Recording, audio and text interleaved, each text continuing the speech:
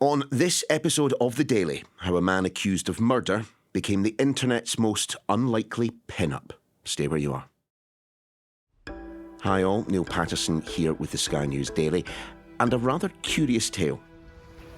And it's completely out of touch, and it's an insult to the intelligence of the American people and its lived experience. Luigi Mangione is certainly a man all over social media at the moment. There are photos of him, muscles out on the beach, smiling with friends, and then in an orange prison uniform. He's shared his book reviews and videos of his university speeches. He posted his thoughts on social media platforms, all of which has been eagerly sought and consumed by the internet. The reason for that? An investigation is underway into the shooting death of United Healthcare CEO Brian Thompson. This happened just this morning before 7 a.m. here in New York, right outside of a Hilton hotel. Last week, Brian Thompson, the CEO of a US private health insurance company called United Healthcare, was shot and killed in New York City. Murder suspect Luigi Mangione is in custody at this state correctional institution in Pennsylvania. He's fighting extradition. After a manhunt, 26-year-old Mangione was arrested and somehow became something of a hero online. And we found out an awful lot about him very quickly indeed. Not only has he ignited the internet, but also a discussion about the American healthcare and insurance system. Olive Enokido-Lineham from our Data and Forensics Unit is here. She trawls the internet for us at Sky News. Olive, look, what were the circumstances surrounding Brian Thompson's death? What do we know? So Brian Thompson was the chief executive of United Healthcare, which is part of the United Health Group, and that's the largest insurer in the US. So we're talking about a very wealthy individual, and he's also a father. We know that on the day of the shooting, he was scheduled to speak at an investor conference that day. But as we know, in the early hours of the morning, he was shot outside the Hilton Hotel near Central Park. And of course, given that it involves private healthcare, a very hot topic in the United States, which doesn't have a system like the NHS, an awful lot of people got very, very interested in this story very, very quickly. What did you first pick up on? Well, I guess after incidents like this, some of the immediate questions that kind of pop up are, who is the gunman and why did they do it? So in terms of what we saw online in the immediate aftermath, many kind of people began speculating about who Brian Thompson is and also about the past and the history of United Healthcare. And this is where we started to see some of those discussions happen. Many people began to kind of post about their own personal grievances to do with the company, and more specifically about their claims being denied. Just explain exactly what people were complaining about, because obviously you have got private healthcare in this country, but most people just rely on the health service. So in the US, it's a very different kind of model. And so a lot of people do rely on private health insurance. And so when incidents happen, they usually try to claim the amounts of money back. But actually, there's a lot of kind of controversy within those companies where a lot of people say, they aren't supported in the way that they should be. And that was some of the initial sleuthing that was being done online. People were looking at this healthcare provider's record. Exactly. And they were sharing their own personal stories about how they've struggled with the costs and kind of support from these companies. And specifically on United Healthcare, these sorts of feelings aren't unfounded. Our data team actually analysed some publicly available information from 2023. And that shows that on average, United Healthcare denied a third of its claims compared to around 1 in 5 among a few other companies. This kind of paints a picture about, how people are really feeling, not only about the industry, but this company in specific. So already there is a narrative emerging that, given his role at the top of a much maligned healthcare provider, that this was somehow linked to the system of healthcare provision in the United States. On kind of the sorts of posts that we were seeing around the time, we can just read out one of those viral posts, and it was published on the day of the shooting by a Columbia professor. And he basically said, "We mourn the deaths of the Americans who needlessly die each year so that insurance company executives like Brian Thompson can become multimillionaires." So already we're kind of seeing this pushback where people are almost in some ways suggesting that this potentially is a justifiable act. And this was, you say, a professor at Columbia, which is one of the more prestigious universities in the United States. This was no fringe voice, was it? Most definitely. And that tweet now has over 7.2 million views. So it's something that's been widely shared and also widely consumed. OK, so we have this emerging narrative, which I suppose was then compounded when the bullet casings were found at the scene. Following the shooting, law enforcement and forensics found that the bullet casings were inscribed with the words deny, defend and depose. And that basically echoes a phrase by insurance industry critics. And it's similar to a phrase that they use, which is delay, deny and defend. And that's commonly used by lawyers and these insurance industry critics. And it's also similar to a book published in 2010 that also criticises the industry. We have this emphasising again of healthcare provider saying no to people and people being upset by it. I suppose then you're in something of a holding pattern in terms of the online speculation and investigation until what, we discovered his name? Well, slightly even before then, we started seeing some CCTV images that the authorities released. Now, these offered a very limited view kind of who the suspect was. He was masked, he was spotted at a Starbucks where we can see that he'd lowered his mask and he was smiling, which I feel like was almost the birth of this kind of hot suspect narrative. You're honestly telling me that there were people out there who, on seeing this CCTV footage of, an alleged murderer being arrested, but saying, "Oh, look, there's someone I'd like to date." Yeah. Yeah, and this was really just the start of it, and it became a lot more apparent that narrative was really unfolding and gaining speed when we figured out his name. But at that point, definitely people were starting to make that connection. And it's worth noting that there really has been a real variety of conversations happening online. And so some of those who might be kind of leaning towards that hot narrative of this suspect, that could be to do with people who genuinely believe that this act of violence was justifiable, whereas I do think others almost kind of dissociate from the act itself and are just purely focusing on this image. I mean, it really kind of varies, but on TikTok we were seeing edits of people posting this CCTV image. They were suggesting that they wanted to spend the night with him. They were suggesting all sorts about his kind of appearance. They were wanting to know who he was, painting him as a hero and a saint. So with the arrest comes the release of the name. And when you throw a name to the internet, well, we've seen the feeding frenzy happen before. What happened in this instance? Well, I think the internet did what the internet does best, which is sleuthing. And so people immediately, as soon as they had his name, they started tracking down his socials. And that was something that we were doing too. And I think with this sort of case where we weren't offered too much kind of visual evidence up until this point, people were very invested. And so they were quite easily able to find a range of his social media accounts. And these weren't particularly locked down. A lot of them were open to the public. For example, his LinkedIn, his Instagram. We've seen a Goodreads account with his name. And so, a Goodreads account. Explain what that is. Yes, it's kind of like a book review site. One thing to note with the Goodreads is that there really is quite a selection of books there. I think people were pointing out a couple that they kind of felt were potential areas of concern or might be able to tell us more about the political ideology of this individual. So, for example, he'd given a 4-star review to the so-called Unabomber manifesto, which was written by the domestic terrorist Ted Kaczynski. And so I think people from there were trying to kind of make conclusions about who this guy really is and whether the sorts of literature he was consuming can tell us more about his motivations. What did we learn then from his social media platforms that he was using? It doesn't strike me that this man was screaming murderer from every pore. And I think that's why some people, especially those who know him, were surprised. If you look at his LinkedIn account, you can see he's a highly educated individual, went to the University of Pennsylvania. And, we can see those sorts of images on his Instagram account as well.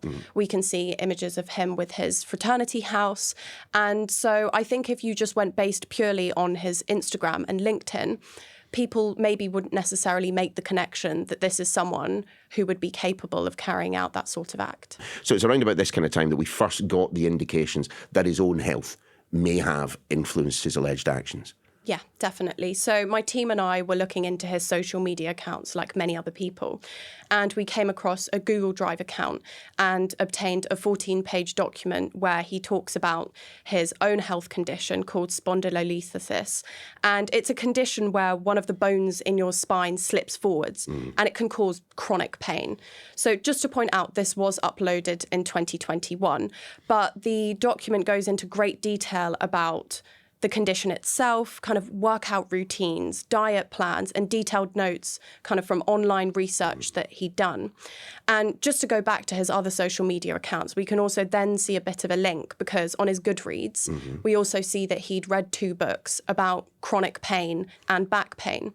So we're kind of getting a bigger picture here about who this guy is and also his own personal health issues. And again, presumably with the release of this information and other eyes on it, the conversation again shifts back to motivations, healthcare in America, and a broader discussion of it.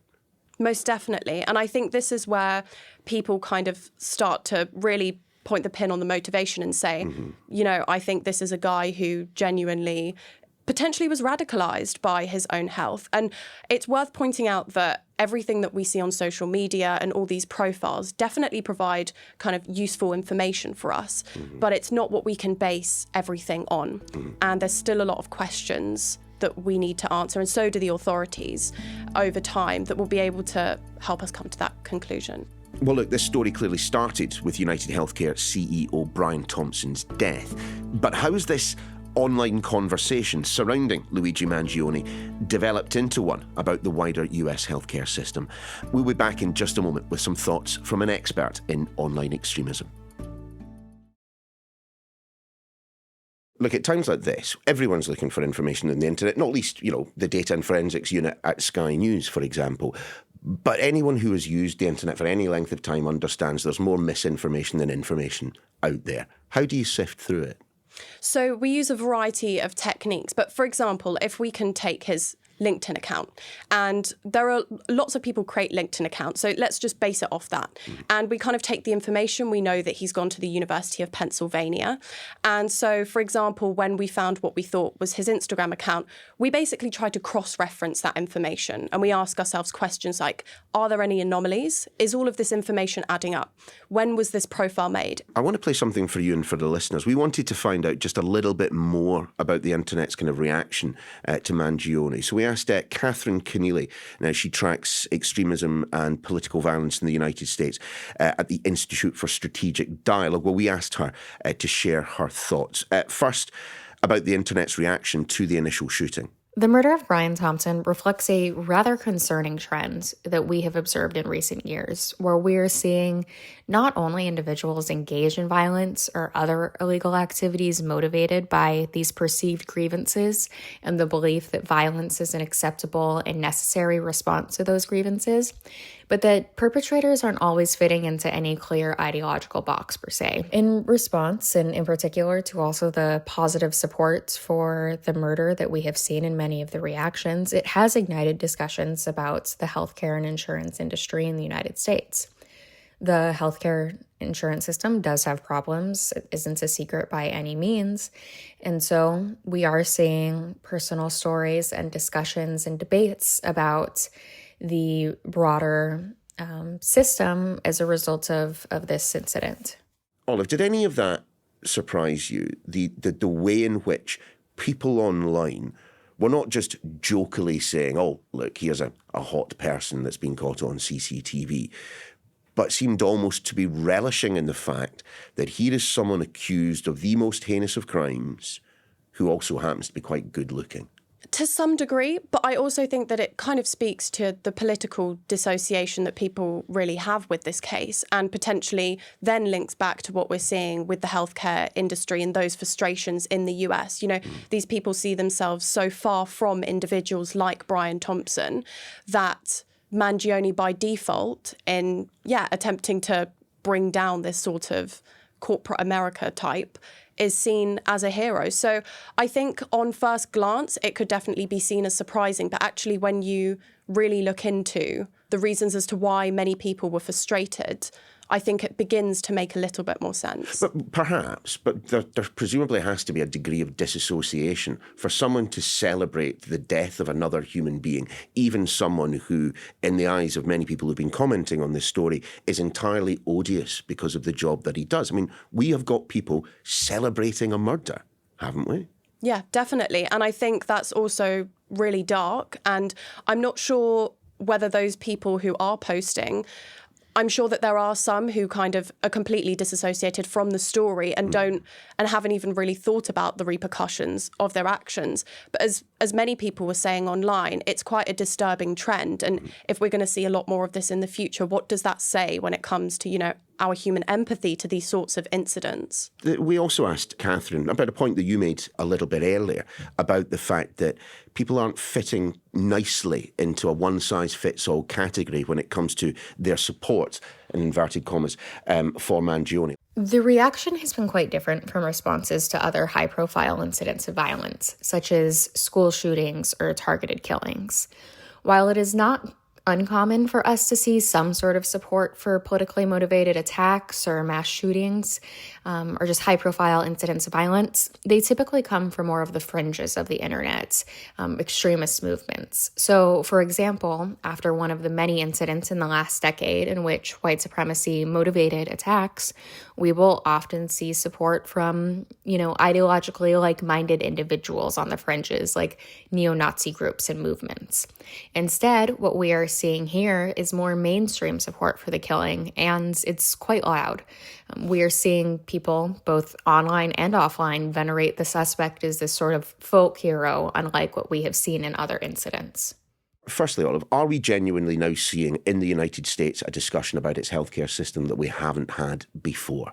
I don't think so. I mean, I think this really is a symptom of the wider problem and those inequalities. And if anything, this has just brought to the surface those discussions, feelings, and conversations that people were already having, but it brings it into the mainstream and it makes it very real. See, I just wonder whether it is the death of Brian Thompson that has prompted this discussion, or if it's the algorithm that you were mentioning just a moment ago. That means by which the material that we consume on a social media platform is noted by that platform, and then it continues to feed us more and more of the same. I mean, if you've been tweeting or TikToking about Mangione, that's the material you're going to be seeing right now. Yeah, definitely. And I think all sorts of social media platforms have different ways of tackling that sort of information. But if you look at something like TikTok, where that algorithm will really push that kind of hero narrative, if that's what you're choosing to view. Whereas actually, if we take an example like Google, we saw that in support of Mangione, we know that he was found he was spotted in a McDonald's. In response, people were then leaving 1-star reviews saying that branch of McDonald's was rat infested. And as a result, Google recognised that those reviews weren't authentic and decided to take them down. And I think that opens up a very interesting discussion about how different platforms have a different approach to this sort of material. Would we be talking about Luigi Mangione on this podcast today if he weren't, in inverted commas, hot? I mean, isn't what's happening right now just the internet fetishising a white, upper middle, arguably upper class for the United States, Ivy League educated, alleged murderer? I mean, I can't see them doing that for a black American. Most definitely. And I think it's a really interesting point to raise, and actually a lot about what people have been discussing online. I think now the dust has kind of settled a little bit. I think people really are kind of asking themselves those questions, like, would this be the sort of imagery that we would see if, for example, it would be a black American? Would we really see someone with a six-pack plastered over the internet? So I think they're all very relevant questions. And to be honest, I don't think I have the answer. Why do I care that the slack-jawed basement dwellers of the internet have got their knickers in a twist over CCTV and photos of someone who is shortly to be on trial for murder? Well, I think it speaks more broadly to our society and potentially where we're heading. I mean, we all spend a lot of time on social media, and we know that particularly younger generations do as well. And I think if that's the sort of material that young people in particular are growing up with and being exposed to, then I can't see how that wouldn't have an influence on behaviours. And so I think whilst it's a really interesting point, we do also need to have a level of concern about the sorts of conversations and this kind of fetishization of this person who, as we know, with the shooting, it was a cold-blooded attack. Olive, thanks very much. And that's a lot for The Daily. If you've missed any of our episodes this week, where we've been covering the Sarah Sharif case, the World Cup going to Saudi Arabia, and of course, the toppling of Syria's Bashar al-Assad, well, you can find them where you found this. We'll see you again Monday.